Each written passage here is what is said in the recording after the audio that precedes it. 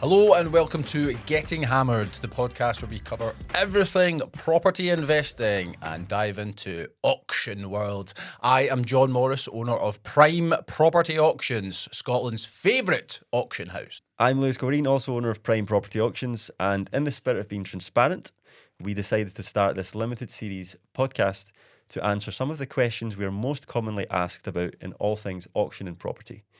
And today's focus is, how do people find buyers or investors for property deals? Today we have on Kyle Black, someone that we have done business with for a number of years now. We have bought properties from him. He has referred properties to us, and he hasn't sold anything quite yet, but I imagine that is going to be in the future. We recently did a deal with Kyle where he found a buyer for one of our deals that me and John had traded.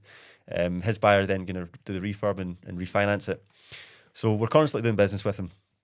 And it's another example of why it pays to be active. Yes, Kyle is really strong on relationship building. He is all about finding buyers first and then placing the properties to them. So we're going to dive into how he finds his buyers, how he goes about analysing deals, and just find out where he started from and how he's got here.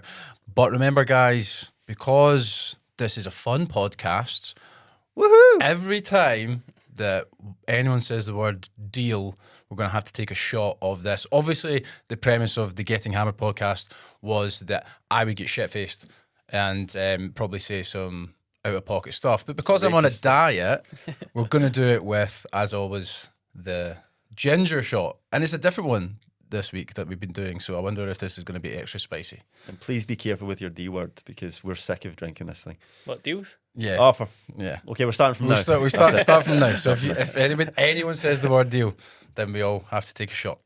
Kyle, thanks for coming on. And people will have heard your story elsewhere, but if you can give a quick snapshot of how you got into property, that would be really interesting. Thanks for having me on, guys. My background is classic C-class student, kind of struggled in school, was athletic, spent most of my time in the PE gym hall or playing football or playing some sort of sport, was pushed into an apprenticeship route via my mum and dad's advice because I was never going to make it at university. Googled apprenticeships in Glasgow, fell into a greenkeeper apprenticeship, which for those that don't know, I was a guy that cut the grass on a golf course. The ambitious younger Kyle always wanted to be successful, and to be a successful greenkeeper, it was going to America or Europe. So I decided to pack everything into my Renault Clio at the time and move to Germany. And I lasted the full 24 hours. And I thought, my mum has said, it's time to book that ferry home. This is not for me. I'm still a young, naive boy and I don't know anything about the world. But thankfully, that gave me a reality check, and it was the first time ever that I thought, what do you actually want to do? And it was a nice, kind of harsh stop for me. And then fast forward, started to get educated in property, started to look at different avenues, how I could make money with no money in property. And then big life event happened to me. My mum passed away at the age of 56, which then I realised that the life that was portrayed to me didn't really work, because she had worked for 30 years, her own hairdressing business, absolute busted her arse, and then didn't get it at that retirement age. So it was big life moment, right, stop everything, let's knuckle down, let's focus. And then I managed to sell one property deal for £3,000. Oh, for fuck's sake, this is going to be a long podcast. We all take the shot, Kyle. Let's no go. one's exempt. Oh, it's a spicy one today. So I sold one property, Yep. made £3,000, and for transparency, I was on £1,400 a month as a greenkeeper. So again, young, naive Kyle thought, this is a great... How old are you at this time? I was 2021 probably. And what was that first property that you sold? It was, I still remember it, it was on Paisley Road in Renfrew. One bedroom flat for 40 grand, which I agreed at 42 grand because I had no clue about the 39999 full ADS thing. I co-sourced it with a guy called Dave Ashley. don't know if any of you would know Dave. He's since passed. He's an absolute hero, a guy, but he basically held my hand, helped me structure the full thing. Didn't have a clue. But my logic back then was, I've just earned £3,000. So now I can quit my job because I've got 2 months. Talk about going all in straight from the start. And I thought it was a great idea. And I went for it and it worked out. But like, that would not be my advice for anyone starting now. That's amazing. So have you been full-time since then? Yeah. In property? Yeah. Wow. Okay.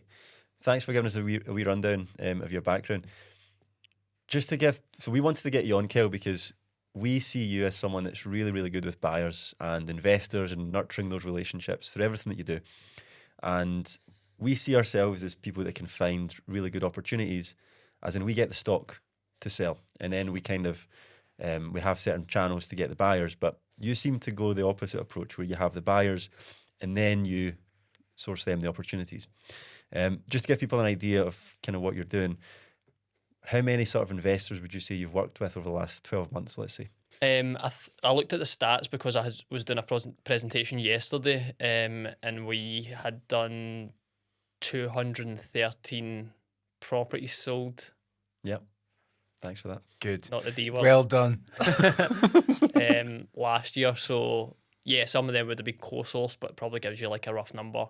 I think I've got about like 1,000 investors in my WhatsApp group chat. So yeah, it kind of shows you the number of people. But to be honest, Lewis, I kind of like a smaller amount that's going to buy loads and loads rather than like this big list that you don't know anyone. Because a big thing for me is building relationships and having that know, like, and trust aspect. So when you bring me a deal and I show it to my client, Kyle. It's going to be a long episode.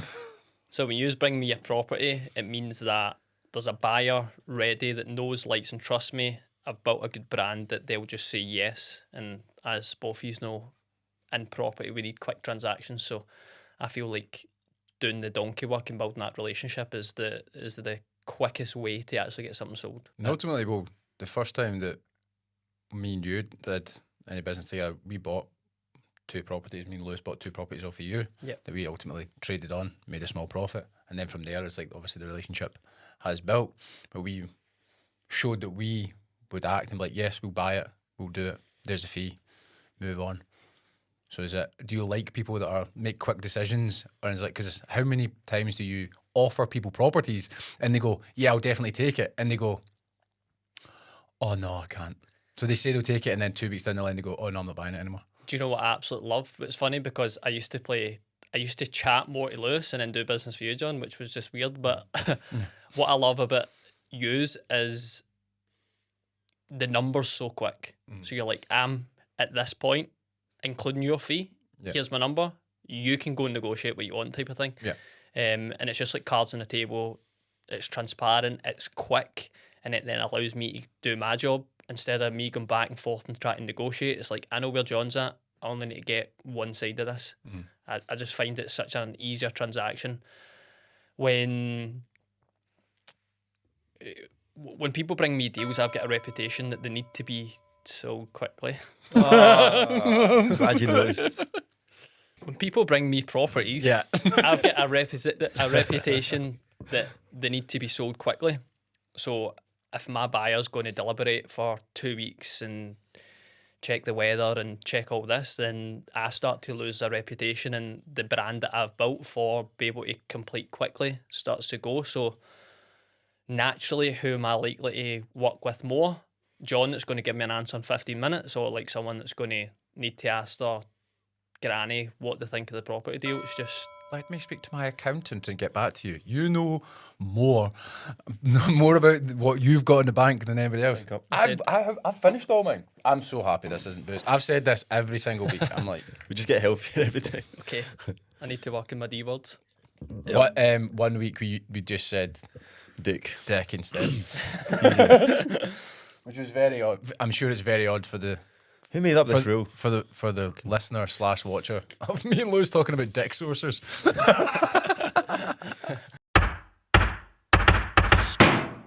So we'll go into how you find these investors and buyers, but that's something that we really appreciate about dealing with you, is that when we give dealing with you's not included.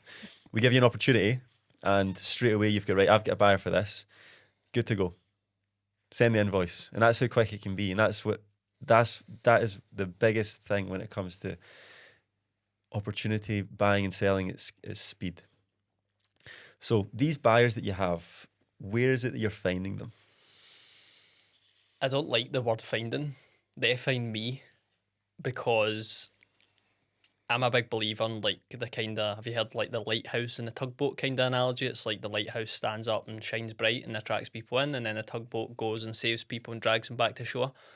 I like to think that like I'm public enough and I tell everyone what I do that people are naturally attracted to me. So it feels easy that somebody just drops me an Instagram message or drops me a DM or wants to gets referred to me. It feels easy, but it's like all the work's been put in over the last 6 years to be a public figure that's known, liked and trusted. So I attract them in that way, and then it's just a case of genuinely helping them. Because I'm doing the do every day, like I'm currently building a portfolio, I'm doing what these guys are coming to me to do. It's so much easier because I can go into the nitty gritty about bridging fees, exit fees, the letting agency side. I've got such intricate details from doing it currently that like someone else probably wouldn't have because they're not actively doing it day by day. So the knowledge and I think the confidence that you can just give someone is second to none compared to someone that's maybe just starting out and they're just trying to sell their first deal. Fuck. It's impossible. It's impossible to have a I'm conversation. regretting this guest choice, John. People that are trying to sell their first dick. Oh no, start something. Yeah, I think it's just easier that they're going to trust me. I'm doing it every day. I'm doing it for myself. So, with the investors that you have on board, is there one specific reason you would say that they want to deal with you? Is it because you are public facing, as you say, you're doing the do, or is there anything else, or is it because you're getting so many opportunities, or is there one thing that somebody said, I saw you do this? I think in the industry I'm trusted and known and liked, and I keep saying that, but it is as simple as that. Is like people come in, they'll have a 15-minute conversation with me, and I'm talking about how just intricate details are like, oh, we've done this and we've structured it in that way, and it's like it's more value than what my service is I sell someone a property, but the value. That's where I get my invoice, but the value comes with all the things to piece it together. Even the one that we done recently, the guy was buying 4 properties at the one time. So he had cash everywhere. And I was like, why don't you structure it this way? Why don't you use a bridge for that one, but buy that one cash? Why don't you buy the 2 of them and just hold off until that refinance drops so you can do your refurb? And he just didn't think like that. He thought, I'm buying one deal, I'm putting my deposit down, I'm refurbing it, I'm refining out. It's like... We'll just ignore it. Keep Okay, sorry. So would you say you're more of a property consultant than more of a sourcer? It's like, obviously, yeah, you do get the property opportunities to be able to sell to them, but there's all these other strategies that you can say, well, actually, if you do this. Yeah, I can't help it, John. Like, I do it for myself now, so Yeah. I'm trying to think of every way to leverage money, to leverage people, to leverage everything I can to scale in property. So with all that knowledge, it's just so easy and natural for me to pass it on to my clients, especially when there's like a knowledge gap, and I'm like, why are you doing it that way? Like, do it this way. And they're like, well, I would have never thought of that. And where do most of the opportunities come from? Is it just relationships that you've already built up with other agents like ourselves and letting agents, stuff like that? I was a big proponent for, like, when I started the business, that all my opportunities were like off market, and I felt like that's the most value that I could give someone, me as a deal sourcer. Like, it was... It's okay. I'll do it for everyone. I just felt like if I was to charge an expensive fee, which property is, then I need to show real value. So that's where I kind of specialise, is going and building their relationships, and whether it's other agents, insolvency practitioners, following up with big portfolio landlords, giving them advice throughout, telling them how to exit. That's, I think, where my speciality comes compared to like anyone else that's maybe just looking on the market and try to get opportunities. And if you had to put what you do in one sentence for your investors, what would you say you do? Make dreams happen. Who's dreaming about owning flats in Airdrie? That's a difficult one, Lewis. Yeah, so from what you've said though, like you Build make, portfolios. so it's not just I sell opportunities, I sell properties, it's I help people achieve what they want to achieve. Yeah. And that kind of highlights all the other stuff that you do aside from just finding an opportunity, is helping them structure it, structure the finances, how to structure the refurb, schedule of works so that they can afford it, all that kind of stuff. And that's something that keeps coming up with people that we deal with. That's not the word. People that we work with that have these kind of big businesses in property, as they handle all of the other parts of just apart from just finding and selling the opportunities. So yeah, It's definitely like a trust thing, because I think people want led down the path. It's not just here's the opportunity, it costs this much to buy it. It's like here's the solicitor, here's the mortgage broker, here's the letting agent, here's how I would do it, and it just gives them that confidence. I think, just to pull the trigger on it, which is the most important part. Yeah, that's the most vulnerable stage of the opportunity. Is getting the deposit down. For you, it's like once that happens, it's like everyone kind of calms down a wee bit, and you just go through the transaction. But I would say that's the most vulnerable part. So what do you need to speed that up is like trust. And how do you build the trust? What do you specifically do? Because this is for people that are starting out in this game and they want to get investors they can funnel opportunities to. How do you build the trust with them? What specifically do you post? What do you do? Actions. I would say overall just being transparent. Like at the very start, there was so many people in the industry that would post on LinkedIn, I've stubbed my toe today and it's been so inspirational, and like they give this big spiel and I'm reading it like, what the fuck is that? Like, and I get kind of in that trap of a couple of weeks. I try to be this motivational guy on LinkedIn, and I was like, right, this isn't my platform. Like, so being transparent, being authentic to yourself. Like, I'm not going to turn up in a suit and tie because it's just not me. Like, I wear hoodies to work. I've been in the industry publicly for like 6 years. I think it's like showing up and being authentic, and when you're having a shit day or a deal falls through, it's not a case of like trying to hide the facts. It's like,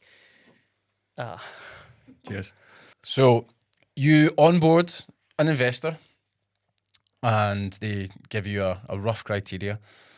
I mean, walk us through that. So how do you onboard them, and then where do you take them shopping, and how do you find the properties for them that they know they're going to buy? yeah, starting my process is always questions. Like, everyone wants to buy property deals, but the reason behind why they want property is different. We'll just, you know what? This is happening so often that we'll just take a drink, just pretend nothing happened. Yeah, There's going to be too many interruptions. So you ask them questions, you find out what opportunities they're after. I think the reason is the why behind it. Are they looking for to replace their income? Are they looking for to top up their pension? Are they looking to leave a legacy for their children? Like, what's in it for them, type of thing. Mm-hmm. And then, so if someone says to me, I work offshore, I earn £5,000 a month, I'm like, right, buy-to-lets might not be the thing for you because you're going to need 30 of them. Like, and you want to do this within 2 months. So if you, unless you've got a massive pot of cash, it's probably unrealistic. So then you need to start looking at strategies that are maybe more high cash flow, but they'll take more money to get into the deals. Think service accommodation, HMOs, something a wee bit more quirky. So I basically prescribe. They tell me all their issues, and I prescribe what I think's the best solution, and then I'll use my knowledge to get nitty gritty with the numbers, because a lot of people will be like, we're looking for all money out opportunities, and then I'm like, cool, like they exist. You're not going to buy 10 of them this year. So it's like, let's get realistic. Like, here's a nice area that we can play in, that you're leaving a wee bit of money in, but you can still recycle it and go again. And I guess it's just given that security, like, here's the kind of foundations and here's the plan for the next year. And what is the most common investment strategy that people come to you and say, this is what I want to do, and then after you speaking to them, you say, that's not what you want to do, you should actually do this? Is it BRRs? Is that what everybody wants to? I think it's flips. Is it flips? I think everyone that's new into property says like, I've got a wee pot of cash, but I need to sell a few flips so that I can get the pot of cash bigger. And I'm like, cool. Where are you getting the flips from? Because these people's experience is like they want to go in and replace a bathroom and paint a wall and make 40 grand profit. I'm like, they don't really exist now. So like, you either need to do a back to brick refurb, or you need to do something a wee bit more quirky. I want a 2-bedroom conversion. But I think the reason why they say that is they lack the knowledge, because I'm like, well, with your pot of cash, here's all the people that I've helped before. Do it this way, BRRR. You can use different methods for your refurb, refinance out, same pot of cash, kind of go. Do you manage refurbs for all your clients, or is it like a select few depending on what needs done? Yeah, so we've got a team that do it. I'll not project manage it, and I don't kid on that a lot of people charge project management fees for not being there, but I generally just don't do it. I'll pass the work to people that are within our team under the BLK banner, but it's not an income generating thing for me. It's just more to help the client to actually get the end result, and understanding like, don't go and put a quartz worktop in a 40 grand flat in Airdrie. Do you know what I mean? Because I think a lot of people are bad for that. And that's how people trust you, because you can give that kind of advice. What would you say the biggest fears people have, investors have, when they deal with, I'm going to say, they deal with a new sourcer who's going to give them a deal for the first time? So many D's. Good point. I think all the kind of scarcity comes from the horror stories, the 1 in 100 that you hear of, taking fees up front for a property that doesn't exist. I think a lot of older investors are traumatized, like, from this off-plan in Bulgaria type of vibe that people chucked money into, and then it's like it never get developed. So I think that's kind of where it stems for a lot of people, and it's like someone's just maybe rolled off a property course and they're trying to charge high fees, and it's like they don't have that trust element. But it's how do you become known, liked and trusted? I keep saying it. It's like you need to be transparent, and the biggest thing that I always find investors are like, they don't want scammed. Can I just ask a question? So the first property you sourced in Renfrew, did you say? Renfrew, yeah. So how did that come about? Like, because you did obviously know, like and trust now. You're putting yourself out there. People, especially in the Glasgow property space, you're very well known. But how did that first opportunity come across your desk, and how did you end up being able to find the buyer? That's what's always interests me, as like the first one. Like, how did you do that? So at the very start, I started the 2 websites, like the We Buy Houses Quick. Okay. I printed off about 1 million leaflets, and I used to get my steps in, all because I stayed in Renfrew, and I used to just go and plaster leaflets everywhere on that very block of flats, because obviously I can't access the flats because it's got a security door. I got bits of blue tack, and I laminated the leaflet, and I stuck it right above the buzzer, so that when everyone in, they went and seen this thing to say, sell your property.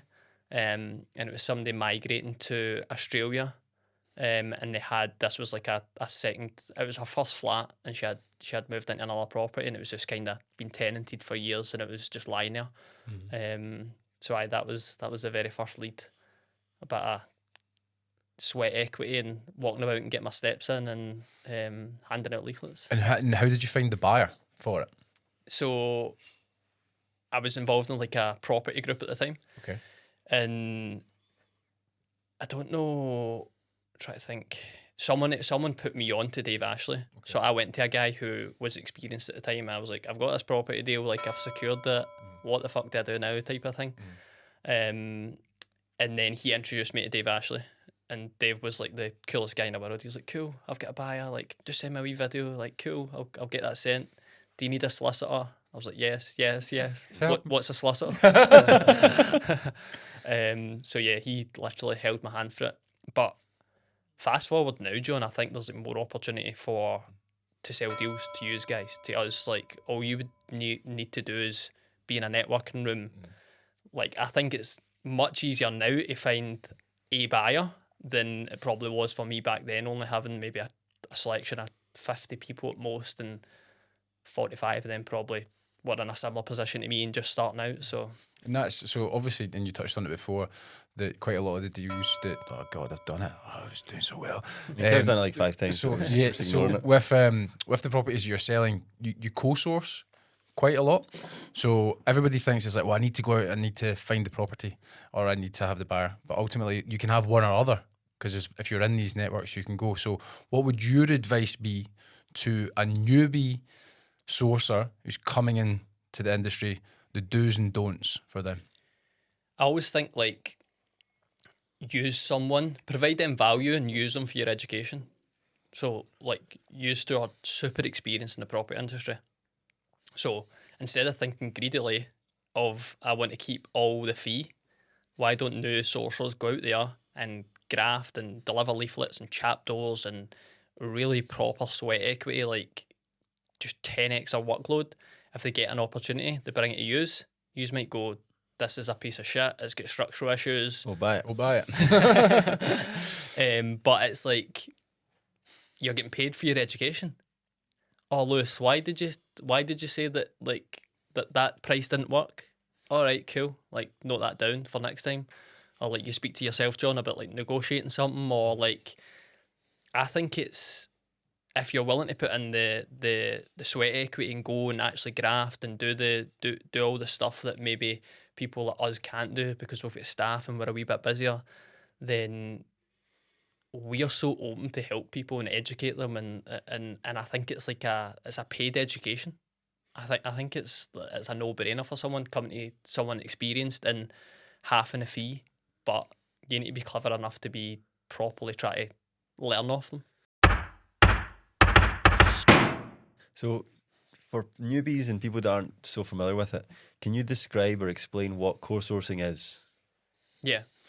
Typically, it is when one person has the seller lead, so someone looking to sell a property, and then someone else, i.e. yous, have the buyer lead, or the other way around normally for us. So I would bring the buyer, yous would bring the property, and we would then split all the fees, and we would make both our clients happy. So when you're getting into it, you don't necessarily need to have 1,000 investors that want to buy. You just need to find somebody that wants to sell, and then go out and say, well, come speak to somebody like you and say, I've got this property. And would you, if you were going back, obviously what you've done is you went out and you found the property first, and now obviously you kind of have the buyers first. What do you prefer? Is it because now you've got a good reputation, you always know that you'll be able to find an opportunity to fulfill the demand for the buyers? To be totally transparent, John, I'll always have more buyers than I will sellers. Like, and that's why I would partner with people that use spend more in marketing than me, and you've got a better machine in that side of things. So it's like, So why not come shopping at our shop? exactly. Yeah. When it's like the silver burn for property. Don't know if that's an insult or not. Silver burn's sick, though. Now. Yeah, it's getting better. Yeah, it's good. It's getting Yeah, better, it's sick. for sure. If you said Bray Head, I'd be like, Yeah. Some like What's the one in the East End? the Forge. the Barra's market. You're to the Barra's market. 2 for £1. When you start speaking to a new investor, someone that comes to you because they want to buy some opportunities, what are some red flags that you notice that kind of make you think you don't want to deal with them? People that think they know everything, as in they're coming to me because I've got a service that they can't get, or they can't find something themselves, but then they do all the talking on the phone, and it's like, I've got this, and my wee cousin's brother's dog sold a property one day, and it's like, it's just alarming, like, right away, because they're the type of people, when you send them an opportunity, it's like they'll deliberate for ages. And it's, I think when someone in the opposite comes to you and they're like, here's my goals, Kyle, what can you provide to help me get there? And it's more of like a team effort rather than like, I know everything I'm doing, but I need to come to you because you've got the property deal. So I would say that's a major red flag of someone that isn't willing to learn and kind of be taken on that journey. They need to have like a loose criteria in terms of, I want to build a portfolio. I want to buy property, and here's my why I want to buy property. Help me with what to actually do. And then the journey, Yeah. I can take them on. Yeah. So just somebody that's not willing to listen to your advice that they're literally going to be paying you for. Pretty much. Anything else that... Is anybody really area specific? Like, I only want properties in Edinburgh. Yeah, that's a good point, John, because I think a lot of people come with this fixed criteria, and it's like you can't have your cake and eat it. Like, you're not going to get a flat in the West End that's All money out. 25% below market value, and or like if it's tenanted, you're going to get it at a discount, but the market rent will be low. So it's like people, I think, sometimes want a specific area because they grew up there, or the budget doesn't match, and I'm like, right, we can do this, but you're going to need to compromise on something. You can't have a flat in the West End at 25% discount with your tenant paying market rent. Like, it's just not going to work, type of thing. Especially because you will get one deal like that. You could wait 3 years and you get one deal like that. But especially for people that come to me and they're like, I want to replace my income, I want to build a portfolio. I'm like, well, we need to do volume here. Deals. Did I say that? All right, John's doing it for I'm all doing of it us. for everyone. Can you give us just a quick snapshot of your current portfolio and what you're working on just now? Yeah. So, been involved in property for 6 years. Only started buying 3 years ago. High level, we've got 5.1 million. Currently with 2.3 million in legals. At the start of the portfolio, it was the 40 grand flats, it was the cottage flats in North Lanarkshire, South Lanarkshire, all in between something maybe like between 40 and 80. That gave me like the foundations to then go and look at the bigger deals. And that was, we had purchased some HMOs in the West End of Glasgow. So to give you a bit of context, it's like 32 HMO students in the one block. So you can imagine it's quite tasty to manage, but I think that portfolio, so it was the full block in the West End plus one in Paisley, which is a HMO, and then one in Montrose that we've eventually turned it into a service accommodation. But that jump from going from the maybe 80 grand flats to jumping up to that, it was like 2.2 million value worth. It was like a big shock to the system because all your fees, everything, there's just an extra zero on it. Yep. And then all kind of late, so foundations, the smaller stuff, bought the first kind of big one, cash flow strategy. And then this year, we've secured a 6-unit portfolio in Glasgow, and then all the other units have been like kind of bigger stuff. Bought a 5-bedroom in Stranraer because they're spending 18 million in the port, and I happened to find a property that's 100 yards for the port, so Amazing. that was cool. Just rent that out to contractors. And then we'd done 3 big service accommodation units in Carlisle, which was just a super deal. Like, managed to buy them for like 550 grand, and they were worth £1 off a million, so 999. Yep. With a wee bit of vendor finance in there. So that's kind of where I'm going now, is try to buy better stock. Now I've got the foundations, and then probably just chill a bit, pay some things off, and build up the cash flow. And you've obviously got the businesses as well running alongside.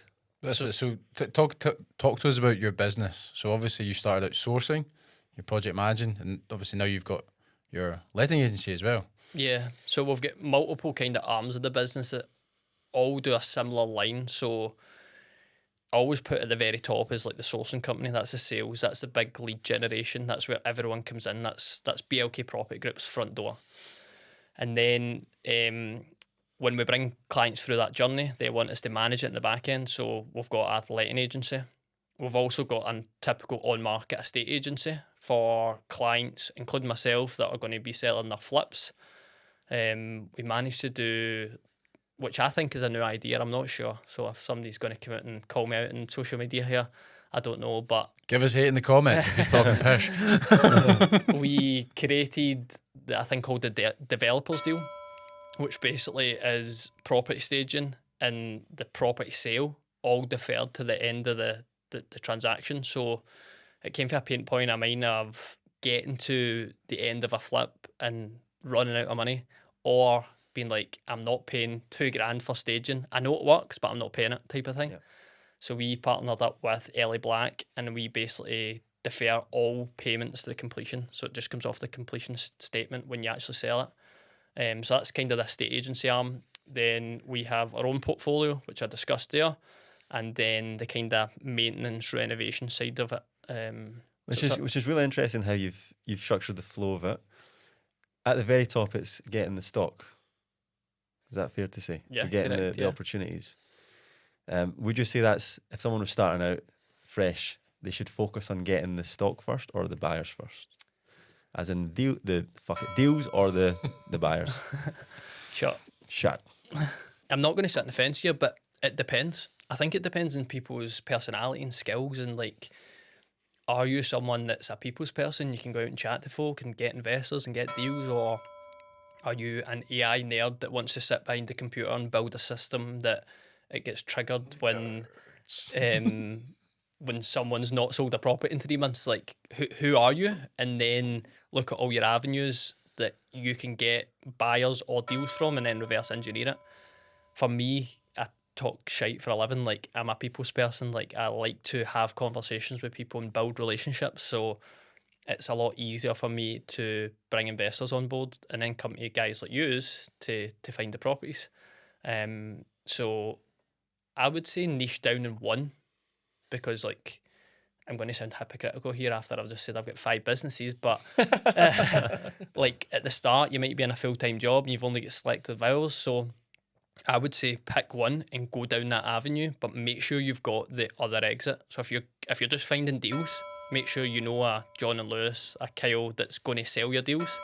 And then the opposite, if you've got a whole load of investors, make sure that there's a shop window like yourselves. Yeah. So the most amount of shots that we've ever done. Yeah. Most amount of deals you've ever done.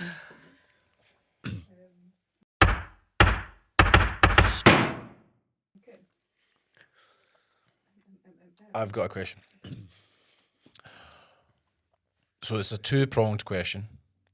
Favorite property transaction that you've ever bought yourself, and one that you've sourced on that you go, fuck, I wish I kept that. Yeah. So I'll start with the one I sold on that I kind of always kick myself. So we basically done like a big property transaction that it was 12 units, and we sold 6 basically back to back with the 6 that we were buying.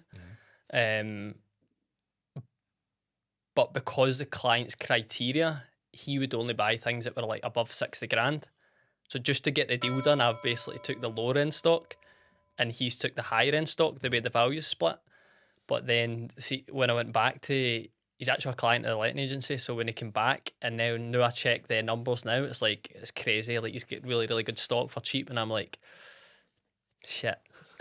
At least you get to manage it now. I know. I think it's worse that we manage it. It's like You I can see it see every the nice month. rents, and I keep checking Rightmove and the prices are going up. But probably like my favourite deal, and it's like a legacy play, is the HMOs. Shit. It's really hard. It's like baked into your vocabulary. I probably like That was spicy. the legacy one for me is like, so if I was to lose everything tomorrow in property and I could leave one thing to my child that I've not got yet, it's fucking sick if I can leave them like a sandstone block that's been there for hundreds of years and like the West End of Glasgow, like 1 street away from Byers Road. Like that feels cool. Like it feels like the younger Kyle that just started out in property sourcing would have been like, no way that you can buy something like that. I don't know why. It's a full block. It's the area. It's just like it feels legacy leaving. So let's kind of move on from that. As in, so you said if you lost everything but you still had that'd be great. What happens if you were starting again? You get dropped in a new city with nothing. You've not got any of your contacts. Like, what's your first protocol to try and go start again? try and find deals. Fuck. So you would start with the stock. Yes, because I don't have any contacts, so it's easier to go and try and sell something than convince someone you that have it. I'm the guy. Do you know what I mean? Like once, and it's the how do I get that opportunity? I feel like I could just walk every hour under the sun, chatting doors, like just being the person that I am, like speaking to folk and going back out with the leaflets and just literally banging down doors to get that opportunity. And then once you've actually got something to sell physically, it's easy to kind of promote that. Interesting. Yeah. Yeah, because I guess with buyers, you're selling yourself. With the stock, it's you're just getting the opportunity, and the opportunity sells itself. Yeah. And you maybe with buyers don't need to have an all money out singing and dancing opportunity. If someone trusts you and they just want to invest some money with you, then they might just take something they can park a bit of money in. Yeah, definitely. What would you do?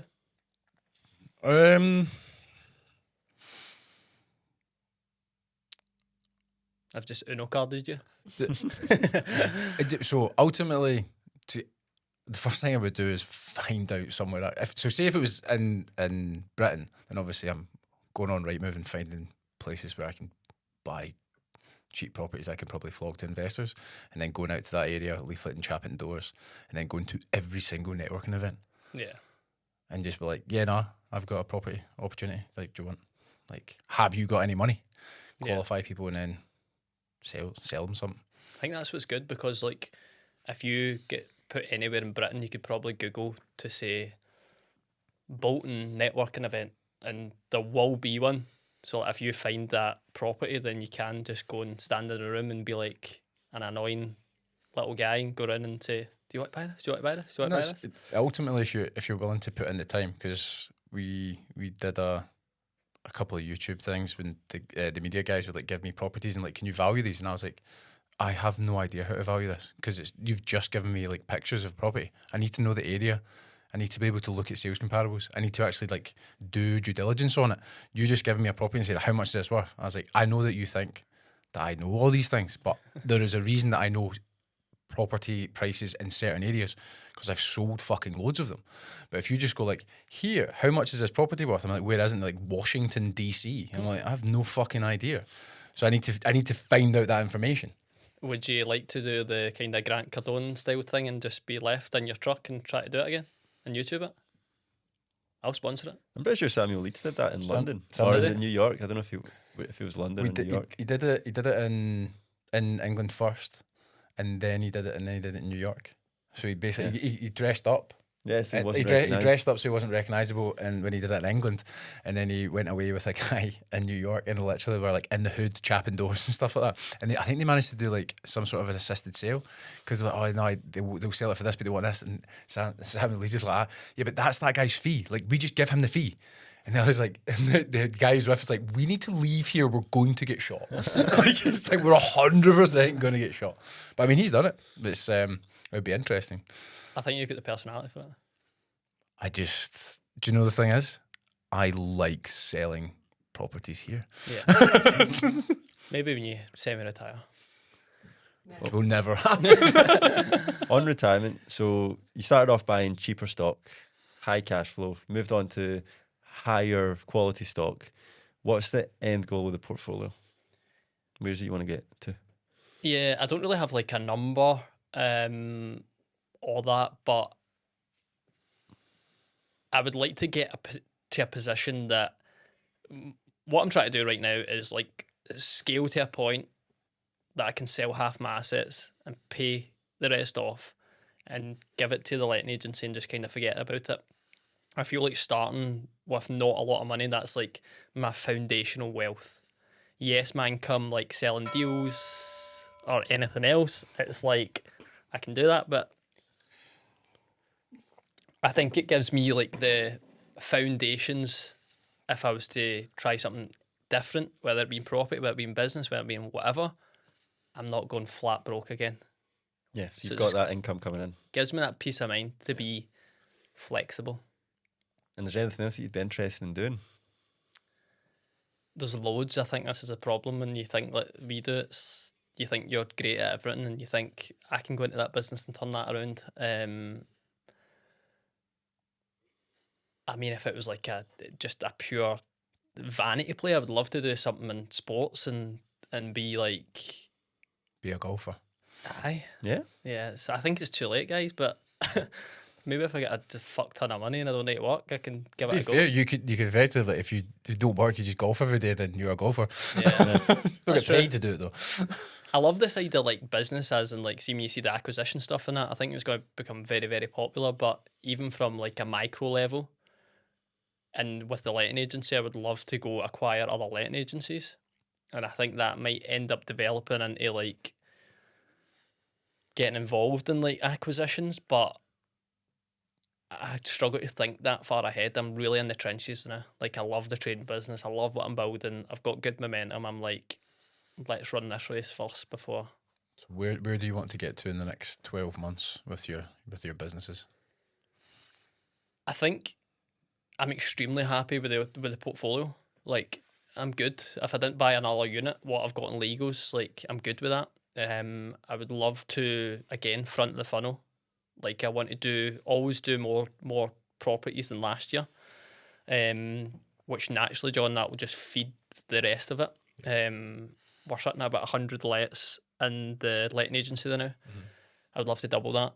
Nice. And for that, my numbers are if I can retain half the business. So like if I sell 200 deals and a 100 clients stay, then like I would say that's pretty good. Do you know what I mean? We're getting to the last question, Kyle. So if you were to say one thing that you want people to come to you off the back of this podcast, whether it be opportunities, whether it be a place, someone to speak to about starting property or whatever, what would it be? What would you say? Just more clients to come in and join the journey. More clients that are wanting to not buy one deal but buy 10 deals and kind of join me on this journey of scaling a portfolio. Like that's the people I love to work with, if I'm being totally honest, because they've got a different mindset when it comes to it. It's a growth mindset. It's how do I scale? And I feel like because I'm doing that right now, it's relatable. So that and lots of property deals. So if you are other sources of that want to come and share the journey with me and co-source, and yeah, that's my two avenues. Brilliant. And how can people find you and how can people get in touch with you to do that? Yeah, social media _Kyle Black 1 and then BLK Property Group all over. Excellent. We'll wrap this podcast up because we said the word deal Well, That's a massive 350 fucking times. So I'm surprised that we've not actually finished the shot. we're going to need a bigger boat. Make sure everyone listening to bring your investors to our supermarket, just like Kev does with his investors. And to wrap it up, as always, Get hammered.